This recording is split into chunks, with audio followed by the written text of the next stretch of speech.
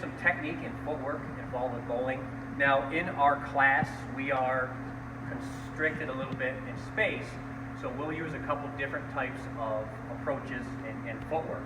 But when you're in a regular bowling alley, you have a lot more room to work with your approach, so you'll often see a four-step approach. Very simply, your approach starts from behind the line and to the line. If I'm over the line when I bowl, that is a fault.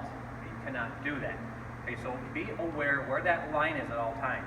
What I like to do with my approach, let's say that I'm going to use a three-step approach because I'm in class and I don't have a lot of room. I will take my steps back, and this is roughly the area that I would start from. From here, I would choose my grip, and if I'm doing an odd step approach, I'm going to step with the opposite or odd foot. Okay, I'm right-handed, so I'm going to step with my left foot. So we'll see where I land on a three-step. 1, 2, 3. Okay, I was a little bit over, so I might want to make my approach a little bit different while I do this. Okay, so let's say I want to do a four-step.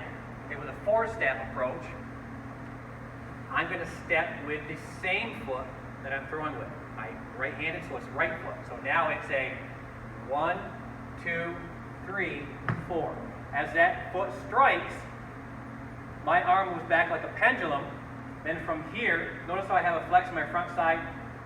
As I roll, I'm going to sweep my back foot through, and my opposite arm sweeps with it for balance. After I release, from my elbow is where I follow through.